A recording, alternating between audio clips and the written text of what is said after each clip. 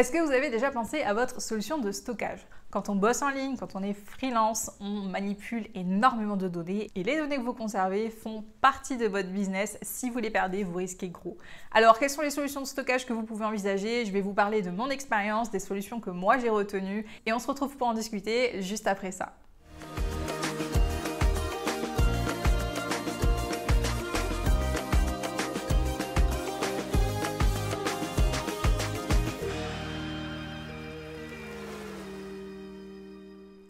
Bonjour, je suis Marie Di Maggio, je suis experte en marketing digital, bienvenue sur cette chaîne. Si tu ne me connais pas encore, eh bien ma mission c'est de former des assistantes virtuelles freelance.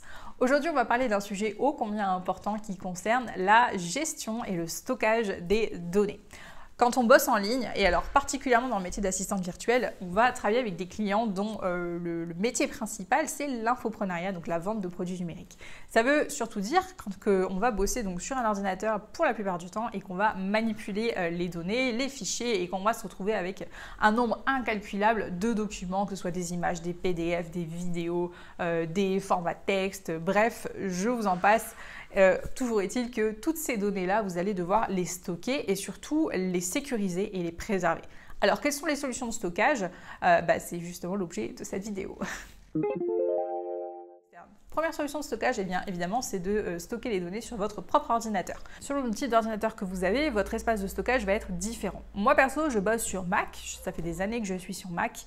Et je dois bien reconnaître que ça, c'est l'un des gros défauts de Mac, c'est que l'espace de stockage est assez réduit, à moins que vous ayez vraiment tapé dans le haut du panier et que vous ayez pris un truc avec beaucoup de mémoire.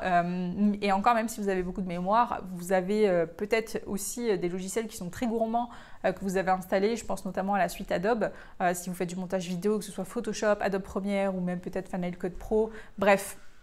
Toutes les applications que vous allez pouvoir installer sur votre ordinateur vont forcément vous bouffer du stockage et il est possible que vous vous retrouviez très vite avec un volume d'espace de stockage qui soit limité. Moi, ça m'est arrivé dans la mesure où je fais aussi énormément de vidéos sur YouTube et que aujourd'hui, avec les moyens qu'on a, c'est-à-dire donc des iPhones qui filment en 1080 ou en 4K, les appareils photo, les réflexes, etc., on se retrouve très vite avec des fichiers qui sont quand même très lourds. Mais le simple fait de prendre une photo sur son iPhone, ça peut prendre 4-8 mégas en fonction de la qualité que vous allez sélectionner. Donc voilà, tout ça, c'est des fichiers qui sont très lourds et qui bouffent de l'espace de stockage.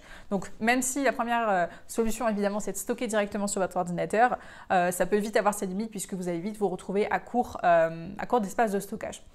Auquel cas, qu'est-ce que vous pouvez faire? Eh bien, deux solutions. La première, tout sauvegarder sur un disque dur externe. Moi, c'est ce que j'ai fait et pendant... je pense 4 ans, j'ai bossé exclusivement sur un disque dur externe. Donc un disque dur externe, c'est simplement un petit périphérique de stockage que vous branchez, sur lequel vous avez tous vos fichiers. Et moi, j'avais l'habitude donc d'avoir ce disque dur externe branché de manière constante sur mon ordinateur et de travailler en direct sur mon disque dur de stockage. Le problème de cette solution, en tout cas moi, ce à quoi j'ai été confrontée, c'est que ce n'est pas vraiment une utilisation classique. Généralement, un disque dur, vous le prenez, vous le branchez, vous faites votre transfert de données et vous le débranchez. Ils ne sont pas vraiment faits pour pouvoir être utilisés de manière permanente et être utilisés finalement comme un espace de travail. Alors évidemment, vous avez différents types de disques durs externes. Moi, j'ai bossé sur du SSD, donc vous n'avez pas cette variation qui peut être liée justement au fait que si vous bougez un peu la prise, d'un coup ça déconnecte le périphérique. C'est plutôt stable par rapport à ça.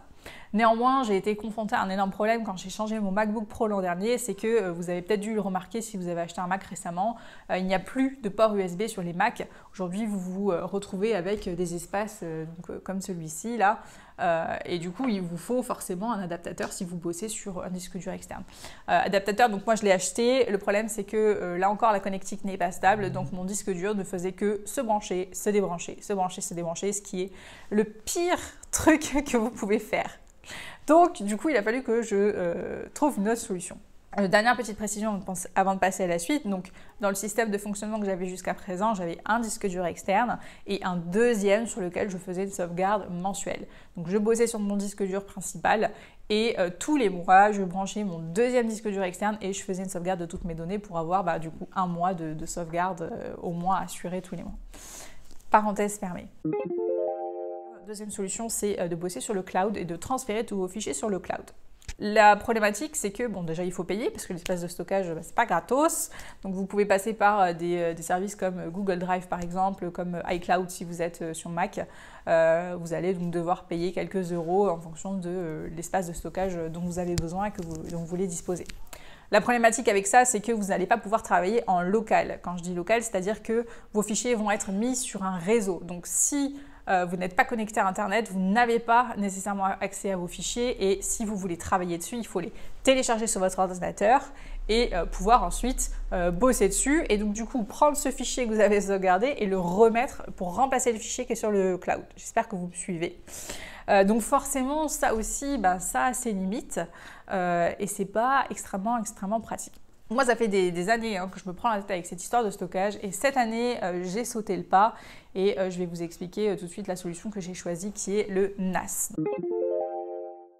Donc, le NAS, qu'est-ce que c'est? En anglais, donc NAS, Network as Service, c'est un boîtier qui contient des baies de stockage. Donc quand je dis baies de stockage, c'est un petit peu comme des disques durs en fait avec une certaine capacité. Donc moi par exemple, je crois que j'en ai pris deux de 2 Tera, donc ça fait quand même pas mal de choses.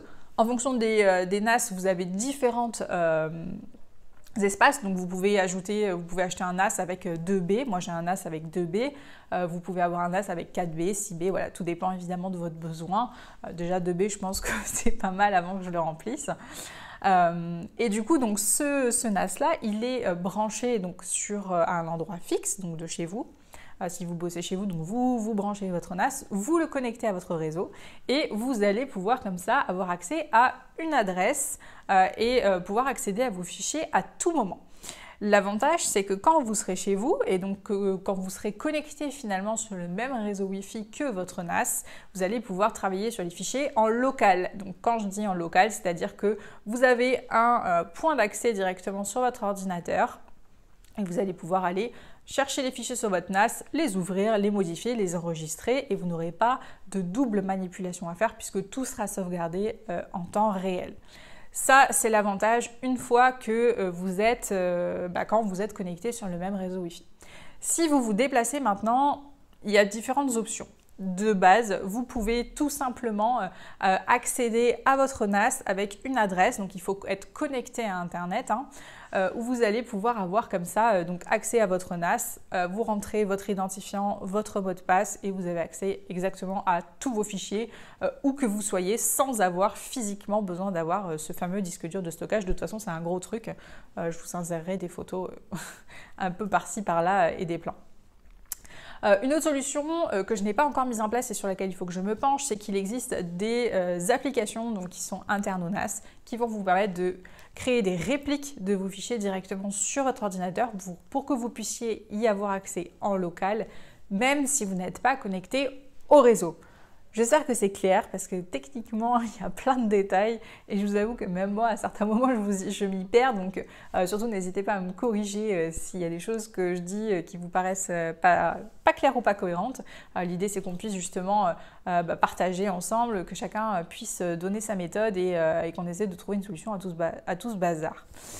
Mais donc voilà en tout cas pour le NAS. Autre particularité du NAS, vous allez pouvoir directement installer des petites applications qui vont être finalement incluses dans votre interface de travail puisque quand vous allez arriver sur l'interface de connexion de votre NAS, vous allez voir que vous avez finalement comme un bureau d'ordinateur, c'est-à-dire un écran avec un dossier qui va vous permettre d'accéder à vos dossiers, etc. Vous avez aussi la possibilité d'intégrer, d'installer des petites intégrations, par exemple une visionneuse de documents PDF.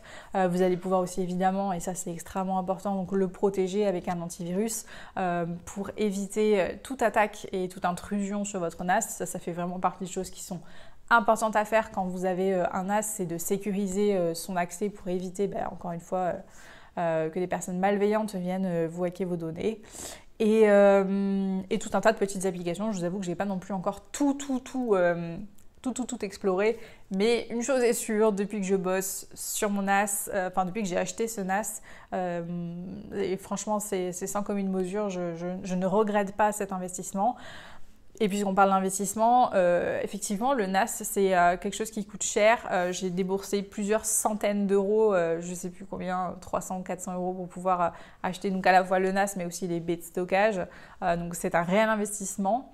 Moi à mon stade, dans la mesure où les données c'est quand même mon métier, la formation, si demain je perds mes cours, s'il y a quoi que ce soit qui se passe, ça aurait quand même un gros impact sur mon activité. Donc ça fait partie des points pour moi qui sont essentiels et sur lesquels je ne lésine pas, on va dire. Donc voilà. Autre investissement important à faire si vous investissez dans un NAS, qui va se rajouter aussi du coup, c'est d'avoir un onduleur, puisque votre NAS va être branché sur secteur.